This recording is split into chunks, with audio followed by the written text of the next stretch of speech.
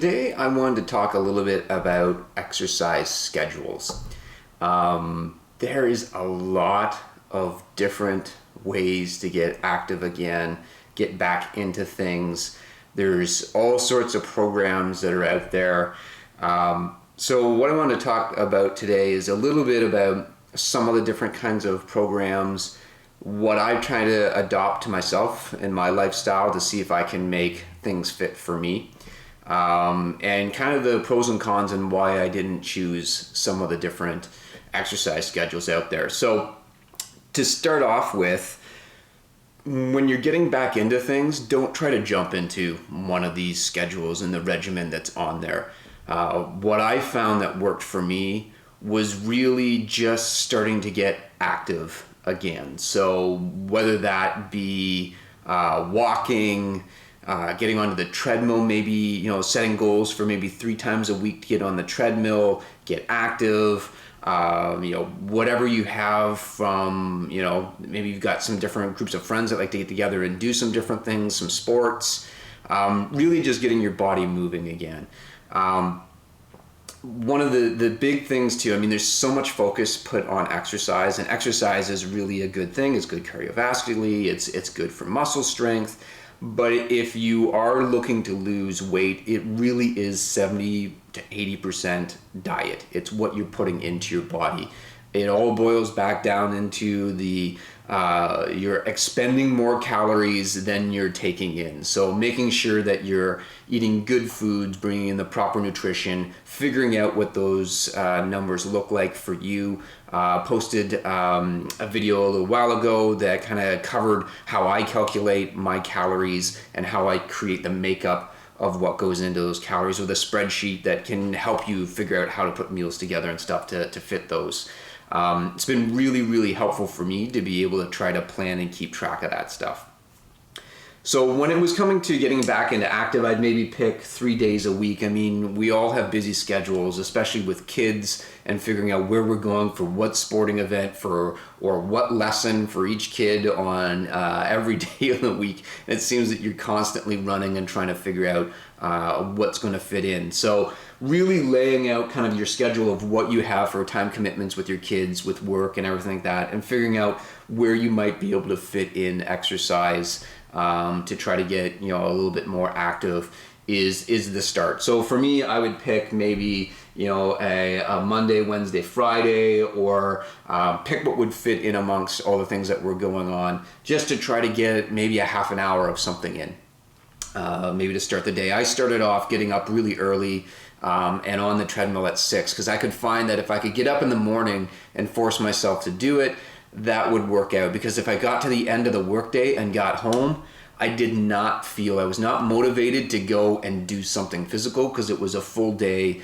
of trying to get through the day at work and being energized that way.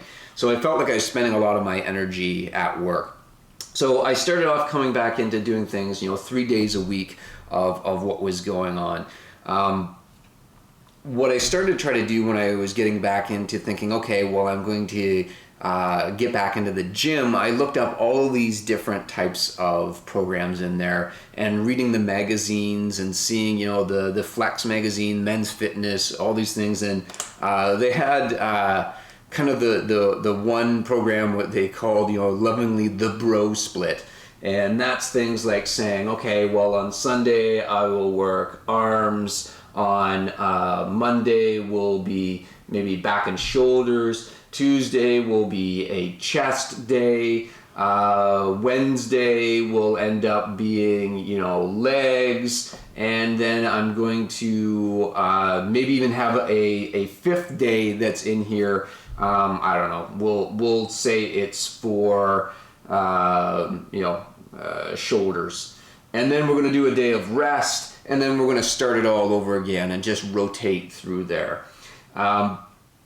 Fantastic if you have the time to be able to do this. And the other thing, and the types of exercise and the way that people really isolating these different muscles is really from a bodybuilding perspective. You talk to physiotherapists and they'll be very much, well, no, you don't want to do isolation moves. You want to do compound moves to keep your joints moving and everything. So it's very much along those lines of people that have very high anabolic rates. So a lot of these guys that you see in the magazines, they are chemically enhanced, and their recovery times and everything across here looks great for them, and their life is around trying to be the next Mr. Olympia. Wasn't going to work for me because for me there was soccer, and sometimes two soccers here, depending on coaching for the two different teams going across there. And I'm like, okay, how am I going to fit work and all these different things into my schedule? So that was not going to work with me. So the bro split was out of the question for me. So I was starting to take a look at, well, what are the other different things that are out there? And there's other programs where it's basically, they call it a push-pull legs. So I would be doing my push exercises. So this is your bench press, your any kind of pressing exercises that you've got on there. My pull, which is going to be things like biceps, anything that I'm pulling things towards me. And then I'm going to do a day of legs, and then I'm going to do a day of rest, and then it starts all over again. And it was one that I was tempted to be able to get into because, it made sense. It's been successful for a lot of guys that are natural as well, that aren't chemically enhanced. You can give yourself, your different muscle groups are getting a little bit of rest between those different ones, and away you go. But again, for me, the really tricky part with this is really trying to make it fit with my schedule was tough. The cool part about this one as well is that if you do these things with a rest, you can essentially hit each muscle group twice a week. And everything that I've done for reading is from a natural perspective, without being chemically enhanced. Your body can typically deal with 2 sessions a week of really hitting hard on your different muscle groups. And that was enticing to me as well, but I just couldn't find a way to be able to make it work for my schedule again. So the third one that I started taking a look at, and it was I was reading one of Arnold's autobiography and what he started doing, and things that have been successful for other people, is doing full body workouts. And the idea is that you can do a day on, day off, day on, day off, because you get a full almost 48 hours between each set of doing exercises to be able to hit that body part again. And yeah, it takes a little bit longer into the gym, but it's kind of a better way of getting an overall workout for your body, kind of hitting everything, putting everything through its paces. So for me, I was able to do essentially a full body workout on a Sunday, on a Tuesday, on a Thursday, and a Saturday. So I would back to back the Saturday and the Sundays just to kind of shock the body a little bit. And I had a little bit more time on the weekends to try to figure out a way to fit a workout in. So this workout worked for me well because it was offsetting against the soccer days that I was doing for coaching with Olivia, giving me full day rests in between, giving my body some time to recover. And as we get older, our body requires time to recover. And the really good part about these times here, this is actually when you're growing. So if you are looking to be able to put on some muscle mass and have your body grow, these days, your rest days are the days that your body's actually growing and adapting to the load that was put onto it before. The other neat thing about being able to get 4 different workouts in a week is just another term that they call time under tension. So being able to have your body under stress for a longer period of times and doing things there. So for me, I was doing the full body workouts. I put a video up showing kind of the exercises that I would do in a full body workout, trying to do kind of a 10 to 12 rep scheme in here. So going to failure at the 12 point. And that was working really well for me to get where I wanted to go. So the next step for me, I'm kind of going and looking at that goal of hopefully being able to step on stage next year, and I need to put on a little bit more mass to be able to do that.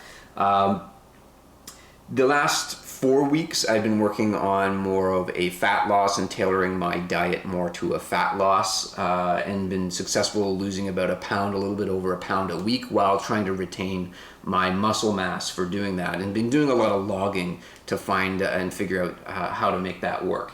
So went to the guys at Habitual, trying to say, look, these are my goals. This is where I'm trying to get to. I'm looking to change up my schedule, my workout regime a little bit to try to see if I can, shock my muscles into getting a little bit more mass. And one of the things that I found with this routine was that while I was getting a full body workout in on each of these days, it's tough to get it all into a time period. I was trying to cram it into an hour and a half at the gym, which means you've got to go through at a very, very rapid pace, which is good because you're kind of cardiovascular, getting that into your system. But what I started doing in the last 4 weeks is I started adding in cardio 2 nights a week. So whether that was a Monday, Wednesday, or a Monday, Friday, just to be able to get more cardiovascular, burning a little bit more calories, because I was trying to do the fat burning aspect. So the 10 to 12 rep range was being really tricky, and I was really finding that I wasn't getting a good solid workout on each of the different muscle parts. It's been, working fairly well for me so far, but if I really wanted to overload and shock my muscles into growth, I was going to have to do maybe, 2 different types of exercises per muscle group. And trying to fit in a full body workout like that has 2 different problems. One is it just takes a long time to be able to get all the amount of exercises into a full workout, and you're just dead ass tired by the time you get to the end, and it's really hard to put 100% in to the exercises when you're tailing the end of those workouts. So starting to change things up a little bit now on how I'm going to be doing my schedule going forward. So I still am going to be doing cardio 2 nights a week. So I'm going to keep that up. It'd be nice to, by the time we get to summer, being able to go out and run again, and not have my knee be bothered on the pavement. So I'm trying to work myself up to that. But I'm changing up these full body workouts into something a little bit different. So it's kind of a mix between that full body workout and the push-pull legs aspect. So what I'm starting to do now is doing kind of call it a push with legs, a pull with legs, and then repeating that. So we've got a push with legs and a pull with legs. So what this allows me to do is actually take my full body workout and split it up over 2 different days. So I won't be working the body parts 4 times a week. I will be working them 2 times a week, but I will be doing them twice as hard in each of the different aspects here. So it allows me to go extra hard on all of my exercises here, because I've got a full almost 4 days before I have to hit them again. But I'm still engaging some of those different muscles as well on the second day where I'm doing the pull. So the push and legs, these are a lot of things for the legs: squats, leg extensions, any kind of pushing movements. The pull's really the hamstring, glute. So curls, deadlifts, those sorts of things for the legs. These are my pressing, these are my pulling motions, and we're going to see how that works out. And the change that I'm making here as well is that instead of the 10 to 12 reps, I'm going to go and try something that I've seen work well for others, which is a 4-set split, which goes 20 first set, 10 failing, 10 failing, and then 15. So the idea is this is a recruitment set to get muscle or get the blood going into your muscle. These are as heavy as you can go, under 8 to 10 reps. And this is back to the same weight as the beginning here, to try to see if you've done this well, you're only going to be able to try to squeeze out 15. So it's a different rep schedule that I'm going to try to do with these guys. And that's going to be a try. I tried a little bit of it in the last couple days, just trying to mix in some of the different exercises. and I was sore, which is good. That means I'm pushing myself harder than I was before. So that's the kind of rep schedule that I am looking at trying to do here.